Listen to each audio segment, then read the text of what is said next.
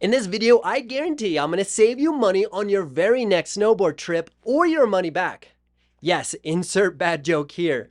My name is Bennett. I've been snowboard coaching for the last 15 years, snowboarding for 25, and I'm here to help you save some money so that your next trip can be as awesome as possible. Now, the very first thing we're starting with is you have to buy a season pass.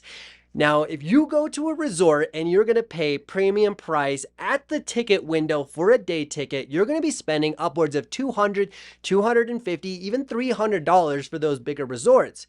But if you bought a season pass and you do the quick math, if you ride 4 days or more, you're literally going to be saving money.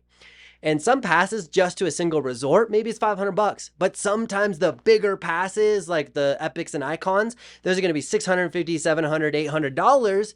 So really, you just got to snowboard 4 days or more. Now, a bonus tip to getting a season pass is if you buy them at the end of the season, you usually get the best price going into next season. And then as you go towards the November, December time, you're starting to pay more of a premium price for that pass. So every year I'm trying to save a couple dollars. So I buy my pass as soon as possible just to maximize that savings. My dudes, if you're looking for awesome waterproof hoodies, goggles, snowboard gear, check out shopbennettech.com. Money hack / savings number 2 is I love suggesting people take a lesson. Now, the biggest reason why is you have a tour guide. During busy times, you get to skip all the chaotic lines and you get somebody to actually help you become a better snowboarder. But the hack for saving money, and this might sound a little ridiculous, so hear me out, get a private lesson. Yeah, okay, hold on.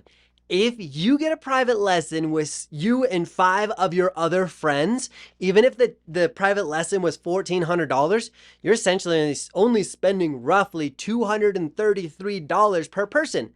But if you were to do a full day, you might be spending $300. So if you're going to be buying that private lesson, grab your boys, grab your friends, grab your significant other, and go do a private lesson because you can have upwards of 6 people per lesson.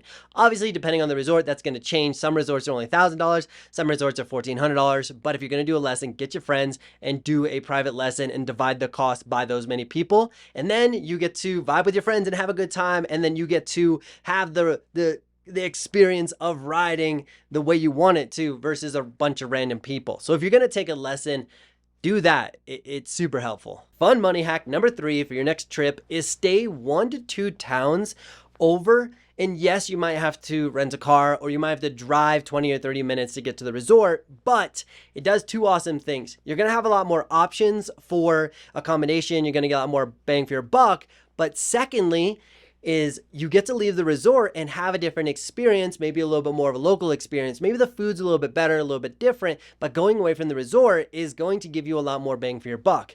But I warn you, it's cost me and my friend thousands of dollars. So this tip right here is going to be incredible. When you're booking your accommodation 1 to 2 towns over, make sure it's accessible in the winter. I don't know the exact town, but my friend had booked an accommodation for 2 weeks just outside of Mammoth. Well, he put thousands of dollars of a deposit down. Come to find out, to go to Mammoth from this town in the winter, it's like a 3-hour detour. In the summer, it's 30 minutes. So when he Google mapped it or whatever, he ended up seeing, oh, it's only a 30-minute drive.